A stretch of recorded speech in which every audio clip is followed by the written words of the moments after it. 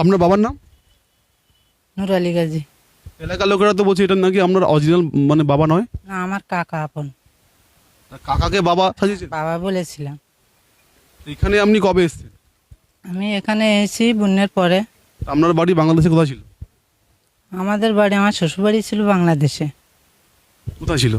পারুলিয়া গরুহাট। আমার বাবার বাড়ি। তো বন্ধুরা, দেখতেই পাচ্ছেন বাংলাদেশিরা কিভাবে আমাদের ভারতবর্ষের মধ্যে অনুপ্রবেশ করে দীর্ঘদিন ধরে ভারতের চাল ডাল খেয়ে আসছে, আর বর্তমান এসআর করার ফলে তারা কিন্তু ধরা পড়ছে। আর যারা বলছে কোনো বাংলাদেশি রোহিঙ্গারা ভারতে প্রবেশ করেনি বা কোনো বাংলাদেশি মুসলিম ভারতে আসেনি, তো এগুলি কারা? নিজের বাবা নেই তবুও কাকাকে বাবা বানিয়ে নিচ্ছে। দেখতে পাচ্ছেন, আপনাদের তো শেয়ার করলাম ভিডিওটা। এবার বলুন, এরাই কিন্তু কলকাতা থেকে সমস্ত জায়গায় ছড়িয়ে আছে। হ্যাঁ, ভারতবর্ষ ধর্মশালা এদের কাছে হয়ে রয়েছে, বিশ্বাস করুন। আর আমাদের মধ্যে কিছু সেকুলার হিন্দুরাও ভারতবর্ষকে ধর্মশালা বানিয়ে রেখেছে এদের জন্য।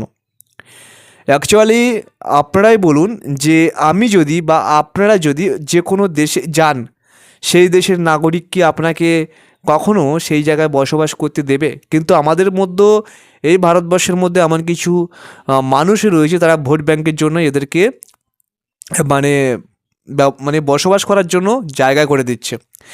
এবার এরা যদি আমাদের ভারতের মধ্যে থাকে, একদিন জনসংখ্যাই বাড়াবে, এরাই আবার হিন্দুকে বিরোধিতা করবে। কারণ বুঝতেই পারছো তো, এরা তো ভারতীয় মুসলিম নয়। আমি কিন্তু ভারতীয় মুসলিমদের খারাপ বলছি না, এরা বাংলাদেশি। আর বাংলাদেশি মুসলিমদের কালচার তোমরা জানো সবাই, আপনাদের নতুন করে আর বলতে হবে না আমাকে।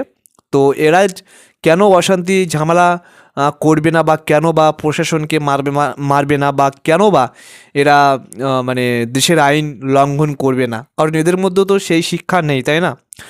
তো ব্যাপার হচ্ছে, এরা দীর্ঘদিন ধরে আমাদের ভারতবর্ষের মধ্যে চাল ডাল খাচ্ছে, ভারতের হিন্দুদের খারাপভাবে অপমান করে যাচ্ছে। এটাই হচ্ছে বাংলাদেশি। তো এসআরকে যারা সমর্থন করে না, আমি মনে করি তারা এই সমস্ত মানুষদেরকে বাঁচানোর চেষ্টা করছে। আমি একজন সাধারণ নাগরিক হিসেবে বলছি। আর সবথেকে বড় কথা হচ্ছে, এই যে রোহিঙ্গা, এরা দেখুন কলকাতার মধ্যে ভালো ভালো জায়গায় বসবাস করছে, ঝুপড়ির মধ্যে।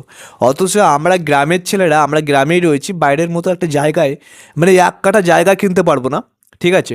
অথচ এরা সে সমস্ত জায়গায় গিয়ে ঝুপড়ি বেঁধে দিন কাটাচ্ছে এবং সেখানকার মানে পরিষেবা নিচ্ছে।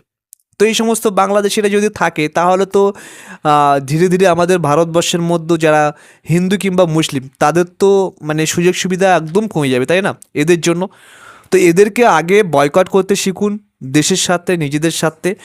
আর এদেরকে যে বাংলাদেশ থেকে এসে সেই বাংলাদেশে পাঠিয়ে দিন, এটাই আমার রিকোয়েস্ট থাকবে। তো অবশ্যই ভালো থাকবে, ভিডিওটা শেয়ার করে সবাইকে দেখার সুযোগ করে দেবেন। চ্যানেল নতুন হলে ফলো করে তোমাদের ভাইয়ের পাশে থাকবে।